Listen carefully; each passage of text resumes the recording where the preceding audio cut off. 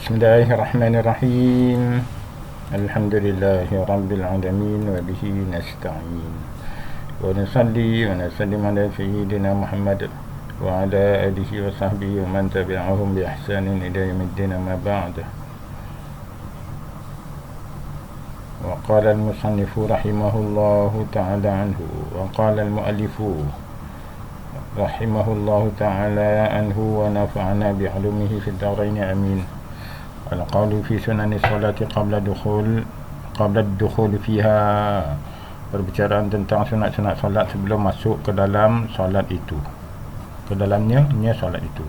Walamma faragha minal arkan, setelah selesai membicarakan tentang rukun-rukun salat, syara'a al-musannif, maka musannif pun masuk fi zikri sunani, pada membicarakan tentang perkara sunat pula.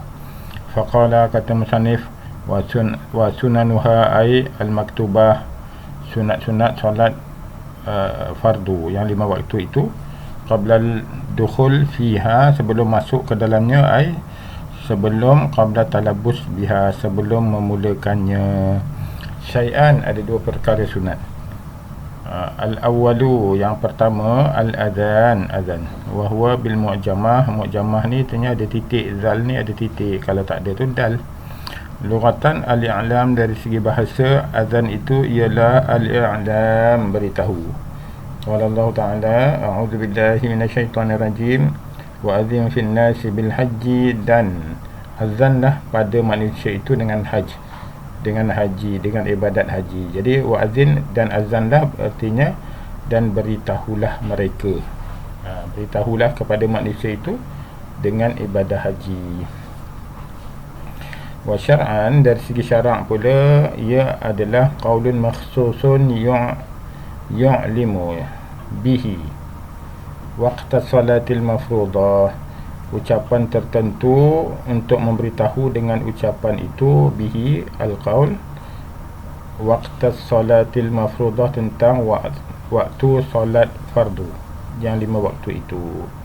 Wal aslu fihi qabla al-ijma', dan asal dalil padanya, dalil tentang pensyariatan azan itu sebelum ijma' ulama, ialah firman Allah Ta'ala, a'udzubillahi minasyaitonirrajim, wa idza nadaitum ila shalah, dan apabila kamu menyeru kepada salat. Jadi menyeru kat sini azan. Wa khabaru sahihaini, dan hadis riwayat Bukhari dan Muslim, idza hadaratis salatu falyu'adhdhin lakum ahadukum wal ya'ummakum akbarukum, apabila telah datang waktu salat, maka hendaklah mengazankan untuk kamu oleh salah seorang daripada kamu, dan hendaklah menjadi imam kamu itu orang yang paling tua di kalangan kamu. Wasani, dan sunat yang kedua sebelum memulakan solat itu ialah al-iqamatu, iqamah. Fil asli masdaru aqamah, asal iqamah tu ialah masdar daripada fi'il sulasi mazid aqama, yang sulasinya qama tambah satu huruf, aqama, yuqimu iqamatan, itu asalnya. Wa sumya dzikru al-mahsusu bihi, dan dinamakan iqamah tu az-zikru, zikru iqamah tu lah al-mahsus bihi, dinamakan dengan menyebut secara khusus al-zikrul mahsus, secara khusus, bihi, dengan kalimah, dengan nama iqamah itu, disebut secara khusus dengan nama iqamah, li'annahu yuqimu ila shalah, kerana nama iqamah itu bertujuan untuk mendirikan solat. Wal adhan wal iqamatu masyru'ani bil ijma', azan dan iqamah itu kedua-duanya disyariatkan menurut ijma', ataupun secara ijma', azan iqamah tu adalah disyariatkan, dituntut secara syarak.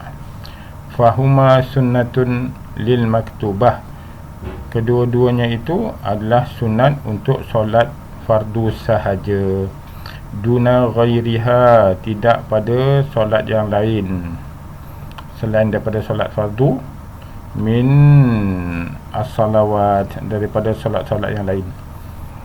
Kasunani, seperti solat sunat tidak disunatkan, azan iqamah, solat jenazah tidak juga disunatkan azan dan iqamah, wal manzurah, dan begitu juga dengan solat nazar pun tidak disunatkan azan dan iqamah. Li'adami subutihi ma fihi, sebab tidak ada dalil yang sabit tentang menyuruh azan iqamah pada selain solat fardu. Bal yukrahani fihi, malah makruh pula tu kalau ada azan dan iqamah pada selain solat fardu. Itu dalam kes solat. Selain daripada solat fardu tidak ada azan dan iqamah, itu dalam kes solat. Kama saraha bihi sahibul anwar, seperti yang dijelaskan oleh pengarang kitab Al-Anwar. Tapi dalam selain solat ada disyariatkan azan dan iqamah. Wa yushra'u al-azanu fi udhunil mauludil yumna, dan disyariatkan azan pada telinga anak yang baru lahir di sebelah kanannya, sebelah kanan telinga. Wal iqamatu, dan disunatkan iqamah fi al-yusra, pada telinga kanak-kanak baru lahir itu yang sebelah kiri. Sebelah kanan, telinga kanan azan, telinga kiri iqamah. Kama sayati insyaallahu ta'ala fi al-aqiqah, seperti mana yang akan datang insyaallah ta'ala dalam bab aqiqah.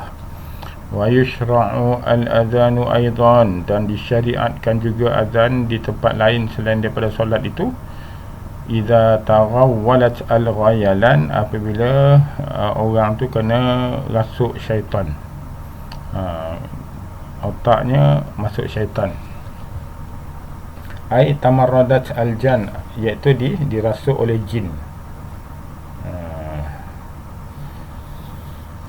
Li khabarin sahihin, berdasar kepada hadis yang sahih, warada fihi, yang menyuruh yang demikian itu, yang ada menyebut tentangnya, tentang orang yang dirasuk syaitan atau dipengaruhi oleh syaitan itu, kita azan dekat dia, dekat orang tu, depan orang tu ke, dekat muka dia ke, dekat lubang telinga dia ke, azan. Ada hadis yang ada warid hadis yang menyuruh yang demikian itu. Wa yundabul azanu lil munfarid, dan disunatkan azan bagi orang yang munfarid, orang yang berseorangan di kebun, tak ada orang di kebun tak ada orang, maka dia seorang-seorang aja azan. Masuk waktu solat dia azan seorang-seorang. Kalau tengah laut dia jadi nelayan, tak ada orang tengah laut tu, dia seorang azan atas sampan, atas kapal, atas perahu tu azan, sebelum solat azan. Begitu juga di tepi pantai, di dalam hutan azan. Masa waktu nak solat azan dulu. Disunatkan. Wa ayyarfa'a sautahu bihi, hendaklah dia mengangkat, meninggikan suaranya untuk azan. Illa bimawda'in waqa'at fihi jama'atun, melainkan pada tempat yang terdapat padanya jamaah. Macam mana? Kalau ada orang lain, orang ramai, tengah orang ramai, tak sunat azan. Jadi qala fi ar-rawdah wa ka asliha, kata kitab ar-rawdah, ka asliha sama macam asli rawdah juga. Maksudnya kalau tempat tu orang ramai, wan sarafu, tapi orang lalu lalang, orang tak singgah ke, atau kalau singgah pun sekejap, dia bukan duduk situ. Jadi dalam keadaan macam itu tidak sunat azan. Tidak sunat azan.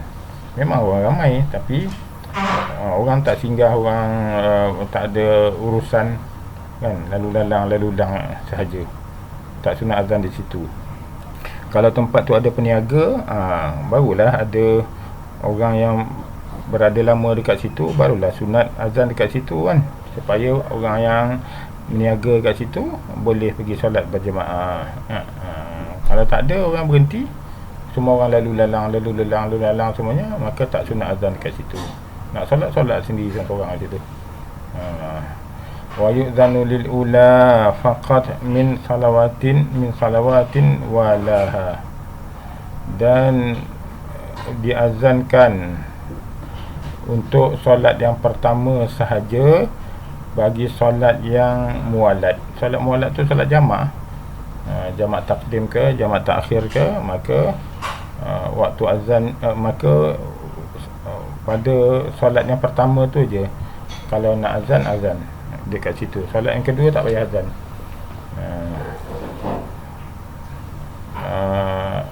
Hanya cukup iqamat sajalah pada rakaat kedua, pada solat yang kedua, azan sekali. Wa mu'zamul azan masna, dan kebanyakan. Mu'zam ni kebanyakan atau kebiasaan, ataupun mu'zam ni majoriti daripada kalimah azan tu ialah dua-dua. Ada juga yang kalimah azan itu yang satu-satu kan. Contohnya ujung azan tu la ilaha illallah habis azan kan, itu sekali. Tapi kebanyakan kalimah-kalimah azan tu berpasang-pasang. Allahu akbar, Allahu akbar. Itu dah dua kan. Allahu akbar, Allahu akbar, dah dua. Asyhadu an la ilaha illallah, itu satu. Asyhadu anna Muhammadar Rasulullah, tak. Asyhadu an la ilaha illallah, asyhadu an la ilaha illallah, dua. Asyhadu anna Muhammadar Rasulullah, asyhadu anna Muhammadar Rasulullah, dua. Kan. Yang last tu lah yang satu. Itu maksud mu'zam. Kebanyakan kalimah azan tu dia berpasang-pasang, masna. Wa mu'zamul iqamah furada. Kebanyakan kalimah dalam iqamah pula dia satu-satu kan. Kecuali qad qamatis salah itu sepasang, dua kali. Yang lain semua satu-satu. Wal aslu fi dhalika, dan dalil pada yang demikian itu khabarus sahihaini, daripada hadis sahih Bukhari Muslim. Umira Bilalun ay yushfa'a al-adhana wa yutira al-iqamata, diperintahkan kepada Bilal itu agar genap-genapkanlah azan dan diganjil-ganjilkanlah pada iqamah. Wal murad minhu ma qulnahu, dan yang dimaksudkan daripada hadis itulah ialah seperti mana yang telah kami katakan sebelum daripadanya. Diperintahkan Bilal agar menggenap-genapkan azan, maksudnya menjadikan kalimah azan tu dua kali kan. Diulang dua kali. Manakala pada iqamah pula sekali cukup.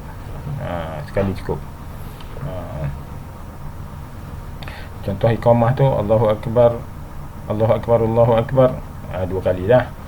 Kemudian asyhadu an la ilaha illallah satu kali, wa asyhadu anna Muhammadar Rasulullah satu kali, hayya 'alas salah satu kali, hayya 'alal falah satu kali, qad qamatis salah dua kali.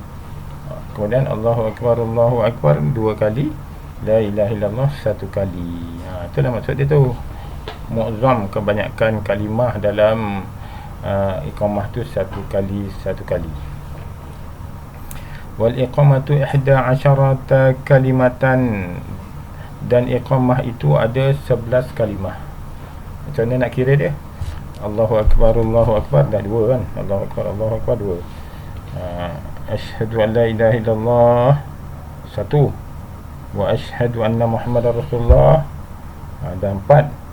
Hayya 'alas salah 5, hayya 'alal falah 6, qad qamatis salah 7, qad qamatis salah 8.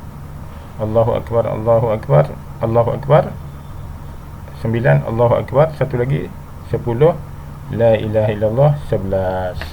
Okey, itu 11. Manakala azan, wal azanu kalimatuhu tis'u asyarata kalimatan bitarji'. Azan pula ada 19 kalimah beserta dengan tarji'. Tarji' tu ialah kita baca syahadah tu, asyhadu an la ilaha illallah, asyhadu an la ilaha illallah, kemudiannya asyhadu anna muhammadar rasulullah, asyhadu anna muhammadar rasulullah. Dan 4 kali lah tarji' tu. 2 kali asyhadu an la ilaha illallah, 2 kali asyhadu anna muhammadar rasulullah. Perlahan-lahan untuk diri sendiri dulu. Lepas tu barulah kita laungkan dengan kuat. Kan? Jadi syahadah untuk diri sendiri, 2 kalimah syahadah tu ulang 2 kali. Untuk diri sendiri itu namanya tarji'. Tarji' kepada diri sendiri dulu, barulah kita laungkan untuk orang lain. Jadi jumlah kalimah azan termasuk tarji' tu 19. Cara kiranya Allahu Akbar, Allahu Akbar, ada 2. Allahu Akbar, Allahu Akbar, dan 4 kan. Sebab ulang 2 kali kan. Kemudian tarji', asyhadu an la ilaha illallah, asyhadu anna muhammadar rasulullah, asyhadu an la ilaha illallah, asyhadu anna muhammadar rasulullah, asyhadu anna muhammadar rasulullah. Dah berapa? 8 kan. 4 campur 4 dah 8. Kemudian baru laungkan dengan kuat, asyhadu an la ilaha illallah. Jadi itu 1 kali, 2 kali. 2 kali asyhadu an la ilaha illallah, kemudian asyhadu anna muhammadar rasulullah. 2 kali lagi jadi 4. Jadi 8 campur 4, 12. Kemudian hayya 'alas salah, hayya 'alas salah, dah berapa? 14. Kan? Kemudian hayya 'alal falah, hayya 'alal falah, berapa? 16. Allahu Akbar, Allahu Akbar, 18. La ilaha illallah, 19. Macam tu lah kira dah. Wa yusannu al-isra' bil iqamati, dan disunatkan cepat-cepat, laju-laju pada iqamah, ma'a bayani hurufiha, beserta dengan jelas dia punya setiap huruf-huruf. Bukannya laju sampai tak tentu ada, tak dengar, tak tentu butir. Fayujma'u baina kulli kalimataini minha bisautin, dan dijamakkan antara 2 kalimah, dan dijamakkan antara setiap 2 kalimah padanya itu dengan 1 suara. Contohnya Allahu Akbar, Allahu Akbar, ini dalam iqamah. Allahu Akbar, Allahu Akbar, 1. Dia 2 kalimah tapi jadikan 1. Jadi Allahu Akbaru, Allahu Akbar, Allahu Akbar, mati. Afdal dijazamkan. Kemudiannya asyhadu an la ilaha illallah dijamakkan dengan asyhadu anna muhammadar rasulullah. Jadi ada waw lah di tengah dia. Jadi asyhadu an la ilaha illallah, asyhadu an la ilaha illallah, wa asyhadu anna muhammadar rasulullah. Ada wa. Asyhadu an la ilaha illallah wa kalau nak situ pun boleh, tapi yang terbaik ni jamakkan asyhadu an la ilaha illallah wa asyhadu anna muhammadar rasulullah. Dia baris dia hidup, barisnya hidup. Kemudian ada waw di tengah. Hayya 'alas salati, hayya 'alal falah. Hidup barisnya. Hayya 'alas salati, hayya 'alal falah. Qad qamatis salatu, qad qamatis salah. Begitu kan. Allahu akbaru, Allahu akbaru, Allahu akbar, bukan Allahu akbar, Allahu akbar, bukan. Dia tak jamak macam tu. Jamaknya Allahu akbaru, Allahu akbaru, Allahu akbar, la ilaha illallah. La ilaha illallah tu 1 kalimah walaupun dia panjang. Wal kalimatul akhirah bisautin, dan kalimah yang terakhir iaitulah la ilaha illallah, itu satu suara. Okey. Wa tartilu fil adhan, wa tartil fil adhan, dan pada azan tu dia kena tartil, jelas satu-satu sebutnya. Jelas. Allahu akbar, Allahu akbar, Allahu akbar. Ru tu kena dhammah ru. Allahu akbar, Allahu akbar. Bukan tak tentu ada. Allahu akbar, Allahu akbar. Tak tentu ada huruf pun, tak tentu ada kan. Wa yujma'u baina kulli takbirataini bisautin, bagi setiap takbir tu dijamakkan, jadikan satu suara. Jadi Allahu akbar, Allahu akbar. Bar tu kena pendek. Kalau akbar itu jamak kepada kabr. Kabr tu gendang, jamak dia akbar. Jadi Allah gendang lah. Dah syirik pula. Menurut Al-Bahuti, kalau dipanjangkan bar tu dalam solat, Allahu akbar, batal solat dia. Menurut Al-Bahuti, jumhur ulama lah, ramai para ulama mengatakan batal solat kalau takbiratul ihram tu Allahu akbar panjang bar kan, sebab merubah makna. Fa yujma'u, dan dijamakkan bagi setiap takbir. Allahu akbar, Allahu akbar, bar. Kalau tak jamak Allahu akbar, Allahu akbar, dia tidak sunat begitu. Yang sunatnya ataupun yang afdal ialah Allahu akbar, Allahu akbar, dimatikan bar, sebab dia lebih tegas kan. Wa yufradu fi baqi kalimatihi. Okey, pada Allahu akbar, Allahu akbar, itu dijamak, tapi selain daripada Allahu akbar, Allahu akbar, semua dipisah-pisahkan. Asyhadu an la ilaha illallah, asyhadu an la ilaha illallah, dia tak ada wa kan. Kemudiannya asyhadu anna Muhammadar Rasulullah, dia tak ada wa. Wa asyhadu anna tak ada, dia wa je. Dia asyhadu terus, asyhadu anna Muhammadar Rasulullah, asyhadu anna Muhammadar Rasulullah. Dia ifradkan, dia pisah-pisahkan. Lil amri bidzalika, kerana ada perintah yang pada yang demikian itu. Kama akhrajahu al-Hakim, seperti mana hadis yang dikeluarkan oleh al-Hakim. Wa yusannu tarji' fil adhan, dan disunatkan tarji' pada adhan. Tarji' tu kita raja'kan, kita kembalikan syahadah tu, dua kalimah syahadah tu kepada diri sendiri dulu sebelum kita lontarkan kepada orang lain. Itu mana tarji'. Jadi kita ucapkan perlahan-lahan kepada diri kita. Syahadatain, dua kalimah syahadah tu, asyhadu an la ilaha illallah, asyhadu an la ilaha illallah, dua kali, asyhadu anna Muhammadar Rasulullah, asyhadu anna Muhammadar Rasulullah. Tak ada wa, dia terus asyhadu anna Muhammadar Rasulullah kepada diri sendiri, baru lontar kepada orang lain. Itu maksud tarji'. Wa huwa ayyatiya bi syahadataini sirran, iaitulah dia mendatangkan dua kalimah syahadah itu secara perlahan untuk diri sendiri, dirojokkan, ditarji' kepada diri sendiri, qabla ayyatiya bihima jahran, sebelum dia melontarkannya secara kuat-kuat kepada orang lain. Wa taswib fi adzanis subhi, dan disunatkan taswib pada azan subuh. Apa taswib itu? Wa huwa qauluhu ba'da hayya 'alataini, selepas mengucapkan hayya 'ala solah, hayya 'alal falah, dua hayya kan, hayya 'ala, selepas hayya 'ala dua kali tu, maka taswib, iaitulah ucapan dia as-salatu khairun minan naum. Tapi kalau tak ada idgham, as-salatu khairun minan naum, tak ada masalah. Ini bukan Al-Quran, ini bukan bacaan Al-Quran kan.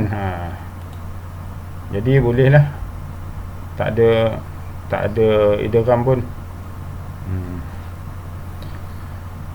Jadi taswib tu marratain, dua kali.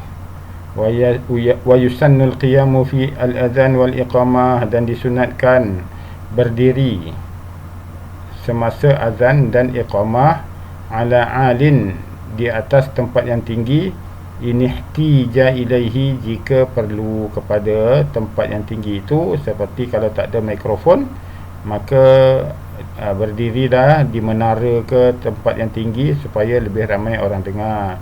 Pada hari ini ada mikrofon, ada pembesar suara, maka dalam bilik pun dah boleh dah suara sampai beberapa kilometer pergi, boleh didengari. Wa tawajjuh lil qiblati, dan disunatkan menghadap kiblat semasa azan dan iqamah. Wa ayyal tafita bi unuqihi fihima, dan hendaklah dia palingkan tengkuk dia, leher dia pada fihima, pada azan dan iqamah tadi tu, pada azan dan iqamah tadi tu dia pusingkan tengkuk dia tu, leher dia tu, jaminan pada arah kanan ketika fi hayya 'alas solah, ketika melaungkan hayya 'alas solah ke kanan, lepas tu ke depan balik, kemudian hayya 'alas solah ke kanan semula kan. Marrataini, dua kali dalam azan. Manakala dalam iqamah pula marratan fil iqamah, dalam iqamah satu kali saja, hayya 'alas solah, lepas tu ke depan balik hayya 'alal falah, ke kiri kan.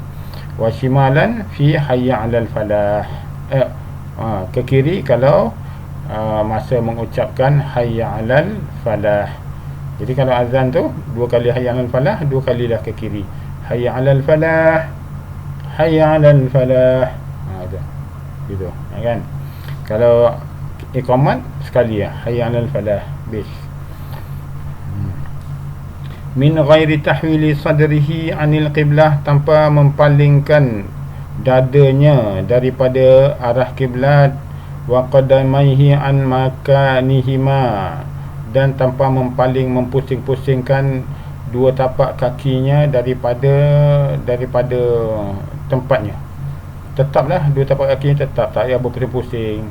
Dada tak berpusing, tapak kaki tidak berpusing. Yang berpusing ialah leher je berpusing, untuk memusingkan kepala.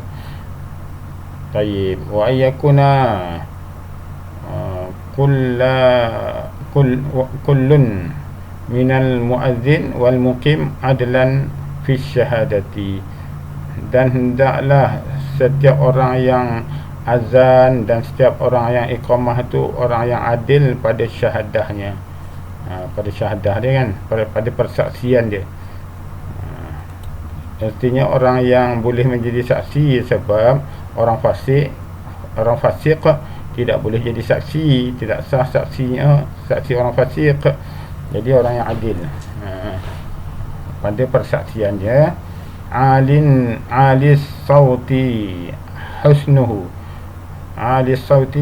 husnuhu, dia punya suara pun kuat dan sedap pula tu.